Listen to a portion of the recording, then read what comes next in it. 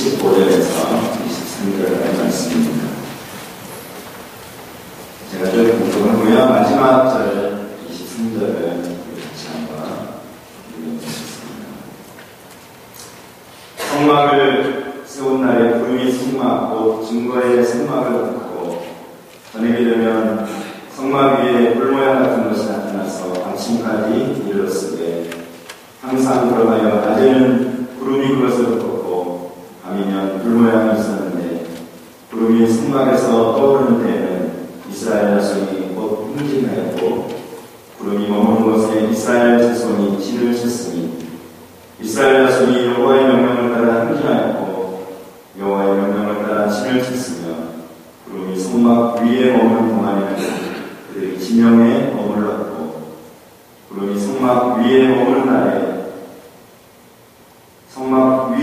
날이 오래일 때에는 이스라엘 자손이 여호와의 명령을 지켜 행진하지 아니하였으며 혹시 구름이 성막 위에 머무는 날이 적을 때에도 그들이 다만 여호와의 명령을 따라 진영에 머물고 여호와의 명령을 따라 행진하였으며 혹시 구름이 저녁부터 아침까지 있다가 아침에 그 구름이 떠오를 때에는 그들이 행진하였고 구름이 밤낮 있다가 떠오르면 곧 행진하였으며 이틀이든지 한 달이든지 1년이든지 구름이 성막 위에 머물러 있을 동안에는 이스라엘 자손이 진영에 머물고 행진하지 아니하다가 떠오르면 행진하였으니 다같이 곧 그들이 여호와의 명령을 따라 진을 치며 여호와의 명령을 따라 행진하고 또 옷을 행하여 이르신 여호와의 명령을 따라 여호와의 지킴을 지켰더라.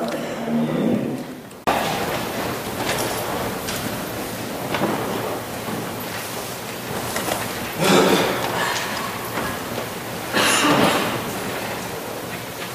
우리 유 목사님의 지난주 설교 말씀을 기억하십니까? 신적 사명에 대해서 이야기를 하셨고 말씀을 하셨고 제가 사명을 잘 못 감당하는 것 같았는데 다시 기회를 주셔서 사명을 감당할 수 있는 기회를 주신 하나님과 우리 목사님 교회에 감사드립니다. 신앙생활을 하면서 제일 부닥치는 문제가 무엇일까 생각하다 보면 많은 단어들이 있지만 순종이라고 하는 단어가 그렇게 아름답지만은 않은 것 같습니다. 지난주에 우리 조카가 여기서 유학생활을 오랫동안 하다가 이제 군대를 가게 돼서 한국을 돌아가게 되었습니다. 그래서 공항에 나갔는데 제가 가르쳐줘서 몇 개월 사귄 걸프렌드가 같이 따라왔어요. 그 걸프렌드가 많이 친해졌단 말이에요. 얼마나 사귀었나 물어보니까 4, 5개월 살았거든요. 그런데 그 새벽에 따라와서 공항에 가는 그 여인의 순전함을 지켜보면서 군대 가고 제대하는 그 여인이 있을까 생각했습니다. 왜 군대 갔을까? 명령에 따라서 어쩔 수 없잖아요. 난 대한민국 국민은 국방의 의무를 다해야 되니까 같습니다. 아마 대한민국 국법을 어기면 병역적 연수에 의해서 상당한 징역형을 줬기 때문에 대한민국 남자들은 일정한 연령이 되면 다 군에가는 것입니다.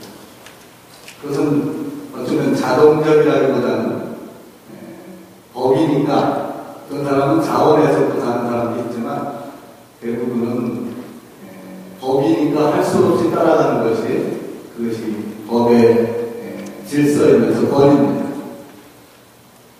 저 여러분은 하나님의 권위에 대해서 아마 수없이 많이 듣고 알고 또 깨닫고 지금까지 신앙생활 하면서 하나님은 어떤 분이신가, 하나님이 누구신가, 또 예수님은 어떤 일을 하셨는가 쉴 새 없이 또 많은 말씀을 통해서 저희를 듣고 알고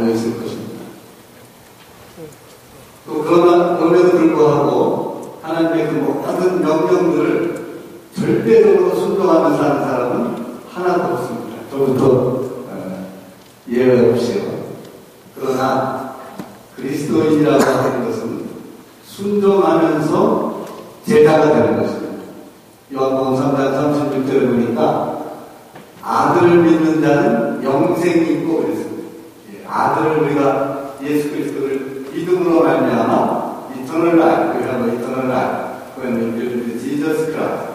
우리가 예수를 믿음으로 말미암아 우리는 영생을 얻습니다. 아들을 가지셨죠? 딸만 있지만 좀 소수하시겠지만 아들이 있는 자는 영생이니까 그렇습니다. 근데 그 뒤에 보면 그 아들을 순종치 아니하는 자는 영생을 보지 못하고 영생을 볼 수가 없다는 거예요. 아들을 믿는 것과 순종하는 것을 동일시하면서 말씀을 풀어가고 있습니다. 아들을 순종치 아니하는 자는 영생을 보지 못하고 오히려 하나님의 진노가 그 위에 머물러 있는 자. 아주 단순한 그 말씀이지만 우리에게 심각한 순종에 대한 이유를, 근거를 제공해 준다고 생각이 되어집니다. 우리가 만약 아들을 믿는다고 하면서 그 아들의 명령에 대해서 순종하지 않는다면 어쩌면 우리는 영생을 볼 수 없는 그런 하나님의 진노 가운데 있는 사람들도 전락해 볼 수 있는 것이 하나님의 또 중요한 경고 중에 한 부분이라고 생각되어져서 우리는 그러면 순종에 대한 그런 절대적인 권위 속에서 우리가 살고 있다고 생각이 되어집니다. 그러나 한편을 생각해보면 순종이 무시되고 순종이 바람직하지 않고 순종에서 이익이 없고 순종에서 귀찮고 그렇기 때문에 우리는 불순종이라고 하는 터널을 그냥 기차 타고 쏜살같이 달려가는 것이 우리의 신앙생활의 잘못된 방향이 아닌가 그렇게 생각이 되어집니다. 오늘 그 이스라엘 백성들은 똑같습니다. 우리와 같이. 저와 여러분이 알고 있는데 이스라엘 백성들이 이집트를 탈출해서 40년 동안 광야라고 하는 그 벌판 속에서 40년을 이렇게 지나갔습니다. 가나안 땅까지는 도보로 한 달이면 충분히 걸어갈 수 있는 그런 거리입니다. 그런데도 하나님께서 40년이라고 하는 긴 세월을 이스라엘 백성들에게 광야에서 살게 했습니다. 그래서 우리가 잘 알고 있는 이유가 있기 때문에 그렇습니다. 그 이유를 한번 신명기 8장 2절로 3절로 동반사님은 지난번 제가 쉬게 했는데 오늘 사용하시기 위해서 신명기 8장 2절로 3절에 한번 같이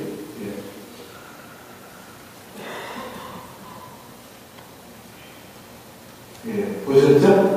왜 광야길을 걷게 하셨다고요?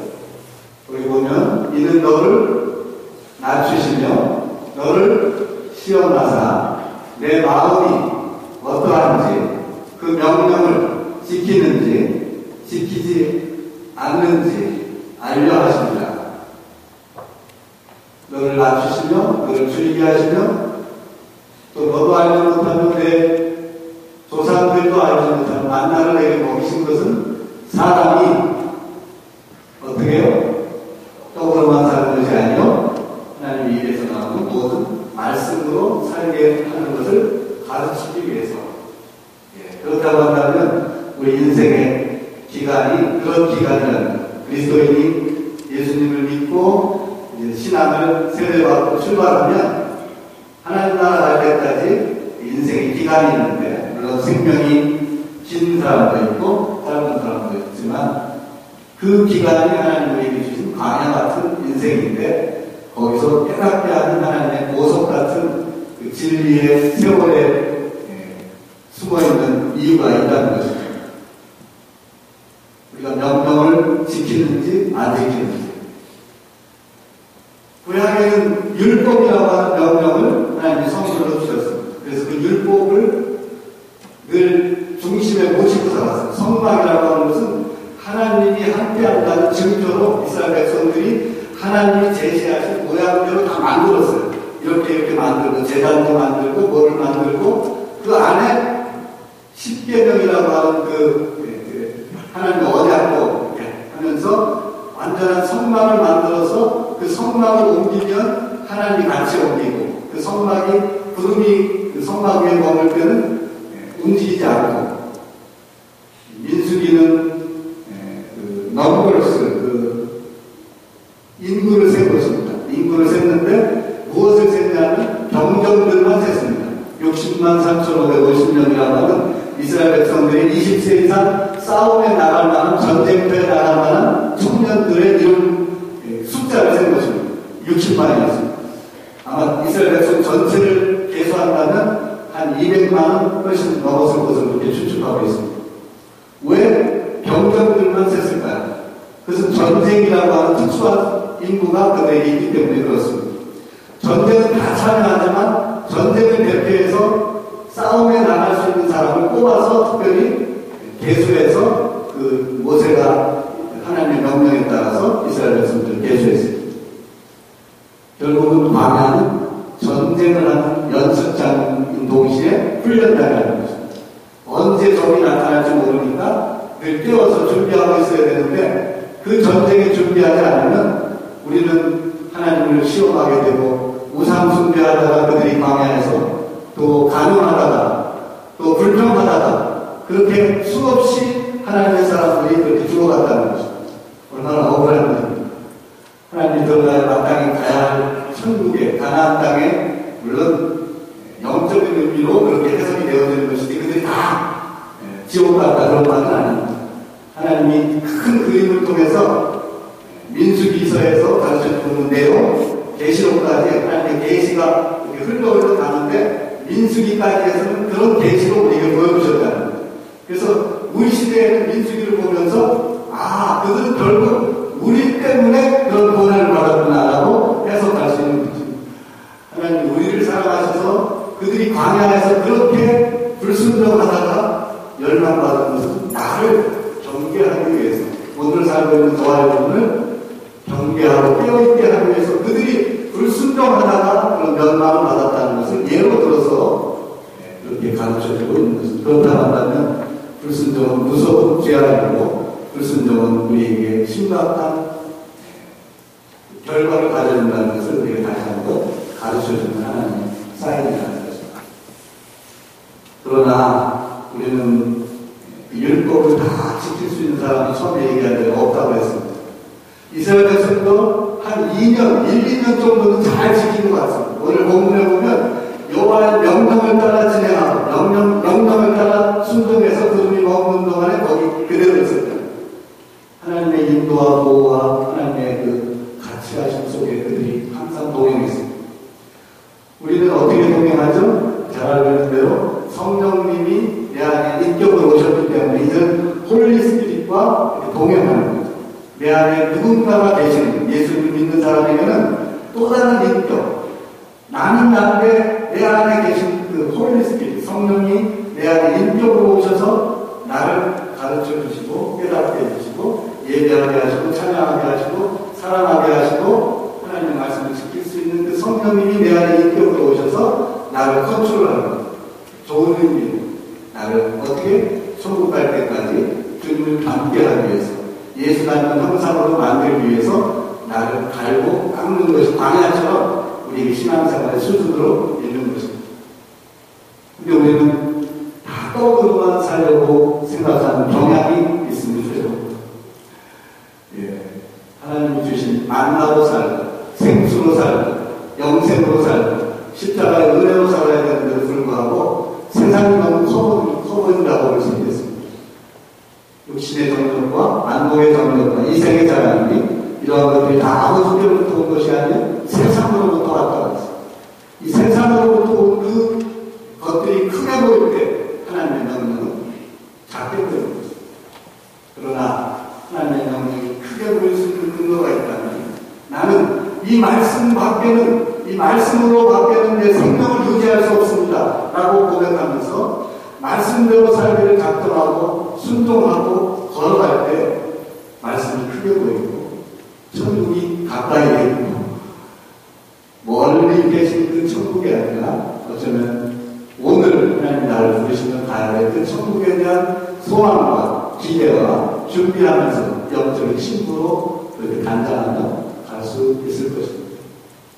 그러나 많은 경우에 우리는 신부의 생각이라기보다는 1930년도에 미국의 자유주의라고 하는 그런 신학이 들어왔습니다. 그 신학은 하나님의 말씀이 진리가 아니다. 그리고 다 맞는 것이 아니다. 그리고 역사적인 허구가 있다. 그래서 조금씩 띄어내기 시작했습니다. 부활이라고 하는 것도 이렇게 사람들이 꼭 믿고 싶어서 그런 것이지 실제로 일어나는 사건은 아니다. 그러면서 성경의 말씀을 왜곡하고 삐뚤기 시작했습니다. 그것이 자유주의의 실천인데 그때부터 신앙의 약화가 되기 시작했고 그때부터 영적인 가능과 함께 육적인 가능이 그때 배거 현상이 그때 들어왔다고 보고 있습니다. 미국도 1960년대에 그 자유주의 신앙의 물결이 많이 들어오면서 미국의 성생활이 불안해지고 배거 현상이 일어나면서 신앙이 다 잃어버리게 됩니다. 우리 한국교회는 상당한 하나님의 은혜 가운데 그런 세상적인 문화가 들어오지 않았지만 그래도 우리가 경배하고 경배를 내어드린다는 하나님의 말씀에 대한 진실성과 하나님의 말씀에 대한 하나님의 말씀 살아고 운동력이 있다고 하는 그리고 하나님의 감동으로 된 것으로 모든 교훈과 감동과 그리고 의로 교육하기 유익한 하나님의 성령으로 기록된 그 말씀이라는 그 사실 앞에서 내가 무엇을 좋아할 때 내 신앙은 변질되지 않고 왜곡되지 않고 걸어갈 수 있을 것입니다. 오늘 이스라엘 백성들이 그렇게 순종할 수 있었던 근거를 찾아본다면 그들은 모세를 중심으로 성막에 대해서 예민했습니다. 성막은 아까도 말씀드린 하나님이 함께 하신다는 증표라고 했습니다. 구름 위에 보이지 않는 그 하나님이 너와 함께 이스라엘 백성들과 함께 하겠다는 약속의 구름으로 나타났고 그 구름을 보는 사람들은 하나님이 우리와 함께 한다는 것을 피부로 느끼면서 순종이 저절로 됐던 것입니다. 우리는 하나님의 말씀을 어떻게 구름처럼 그렇게 잘 보고 있습니다. 묵상하고 있습니다. 아니면 오늘 본 성경이 일주일에 있다가 주일날 가지고 옵니까? 누가 그랬죠? 성경에 먼지가 쌓인 사람은 마음에 먼지가 많이 쌓인다. 성경을 깨끗해 한 사람은 마음을 깨끗해 한 사람. 율법을 구약의 백성들은 율법을 가지고 하나님이 함께한다는 것을 느끼고 그 율법을 지키려고 애썼습니다. 그러나 율법을 다 지킨 사람은 또 없습니다. 그래서 제사가 생긴 것입니다. 제사를 지냅니다. 율법을 보냈을 때마다 레위기에 그래서 제사법이 그대로 등장하고 그 이후로 계속 제사가 옵니다. 그 제사의 완성은 신약에 우리가 잘 알고 있는 예수님이 영단번에 십자가에서 황소의 제물과 양의 피와 염소의 피 그때 한순간에 그 일시적으로 드렸던 그 제사가 영단번에 완전히 한꺼번에 제사를 드립니다. 그래서 예수님의 그 십자가의 그 제사를 통해서 우리는 이제 영원한 그 제사를 받은 것입니다. 그 이후로 이제 그 율법을 지킬 수 있는 힘이 우리로부터 생겨난 것입니다. 그것은 우리가 아니라 다시 한번 에스겔에서 한번 보겠습니다. 에스겔에서하고 예레미야에서 이 두 구절과 함께 결론을 맺겠습니다.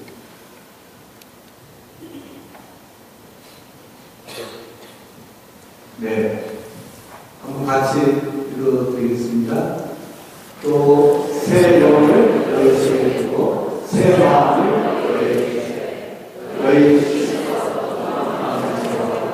부드러운 마음을 주시고 에스겔에 약속한 선지자가 그 올 성령이 오신 사도행전 2장에 오신 그 성령 오순절 성령이 감인했죠. 그 성령을 통해서 이제 새로운 법을 지킬 수 있는 또 다른 법을 우리에게 선물로 주신 분이 홀리스피릿 성령이에요. 새 마음, 굳은 마음을 제하고 부드러운 마음인 성령님이 내 안에 들어오셔서 하나님의 말씀을 지킬 수 있는 힘을 보급해 주신다. 다시 한번 또 예레미야서 하나님의 새로운 언약, 그들이 영적인 신부였었는데 하나님과의 언약을 깨뜨리고 그 깨뜨린 그날부터 하나님께서 다시 또 찾아오셔서 이스라엘 백성들에게 새로운 언약을 맺습니다. 그 언약은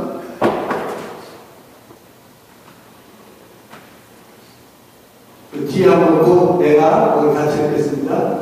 곧 내가 나의 법을 그들의 속에 두며 그들의 마음에 들었다. 그들의 하나님이 되고 그들은 내 백성이 될 것이다. 여호와의 말씀입니다. 결론적으로 쓰겠습니다. 우리가 하나님의 말씀을 완전히 지키며 살 수 있는 사람은 저부터 시작해서 하나도 없습니다. 그렇다고 해서 그냥 하나님의 말씀을 무시하면서 안 지키면서 불순종하면서 대대로 살라고 계속해서 살라고 우리를 이 땅에 주신 것이 아니라 광야 같은 세상에 하나님 우리에게 주신 그것이 있는데 그것이 성령입니다. 성령님이 내 안에 인격으로 오셔서 이 마음에 심어서 이 마음에 있는 법이 이 법을 깨달으면서 알면서 지킬 수 있는 힘을 성령님이 주셔서 우리는 조금씩 순종으로 가서 천국까지 가는 순종의 걸음들을 걸으면서 신앙생활을 하는 것입니다.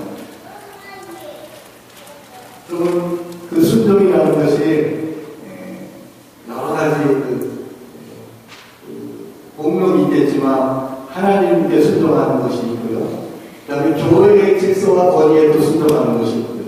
우리 자녀들 같은 경우는 부모님께 순종하는 것이 있고 나라에 순종하는 것이 있고 또 친구들 간의 그 약속을 지키는 것이 있고 다양한 측면에 하나님 우리에게 이 땅에 쌓이도록 주셨습니다. 그런 것들을 잘 생각해보면 하나님이 어떤 명령을 하셨는지 그것을 잘 보게 됩니다. 그러면서 한꺼번에 다 지킬 수 없습니다. 그러나 요한일서에 보면 하나님의 계명은 무거운 것이 아니라고 했어요. 어쩌면 가볍다고 했어요. 너무 무거워서 지키지 못할 법이 아니라 오히려 가벼워서 너무 기뻐서 즐거워하며 사개오가 예수님의 명령에 그 무거웠던 짐을 다 벗고 나니까 즐거워하며 예수님을 영접하는 것을 보게 됩니다. 그리고 자기의 재산에 가난한 자를 위해서 절반을 쪼개는 그리고 지금까지 자기가 잘못했던 것들의 사과를 가겠다고 즐거워하면서 자기 하나님의 계명을 지킵니다.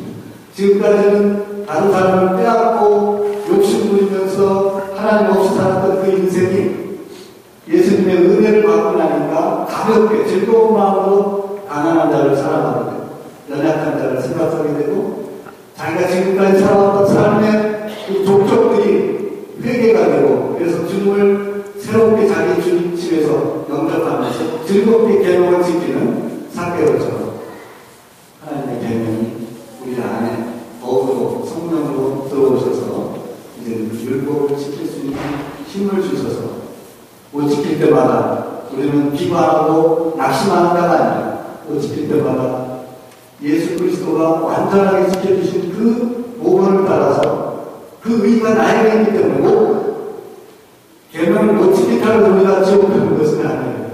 우리가 아무리 잘못을 많이 해도 우리는 천국에 갑니다. 그게 보장이에요. 성령이 그게 보장이에요. 물론 또 정보적인 메시지는 있지만 그러나 성경 전체를 보면 한 번 구원받은 사람, 한 번 하나님의 아들이 된 사람, 한 번 선택받은 사람 영원히 하나님이 책임지고 그 나라 갈 때까지 보호하시는 그 원리가 성경에 맹목히 흐르고 있습니다. 그렇기 때문에 내가 좀 실수하고 약하고 연약해서 죄를 범하고 또 실수한다 할지라도 우리는 다시 성령님 의지하고 다시 하나님 찾으면서 만일 우리가 죄를 감당하면 저는 믿으시고 그러고서 우리의 죄를 사하시면 모든 우리의 죄를 깨끗게 하실 것이라는 그 약속을 의지해서 우리 죄를 그때그때 받으시는 것입니다. 그러면 또 우리는 또 한 단계 성장해 가는 거죠. 순종할 때 우리는 신앙이 크고 순종할 때 하늘의 비밀을 알게 되고 광야 이스라엘 백성들은 그 순종과 불순종의 걸음 사이에서 왔다 갔다 하면서 하나님을 배웠지만 저와 여러분은 이 세상 속에서 순종과 불순종을 그 걸음을 왔다 갔다 하면서 하나님을 배우는 것입니다. 하나님의 도리가 우리 삶의 환경 구석구석에 퍼져나가서 우리의 발전을 기쁘고, 그래서 순종은 거추장스럽거나 힘들거나 어려운 것이 아니라 기쁘게 아름다운 일이라고 고백하는 저와 여러분들을 바랍니다. 그렇게 되겠습니다.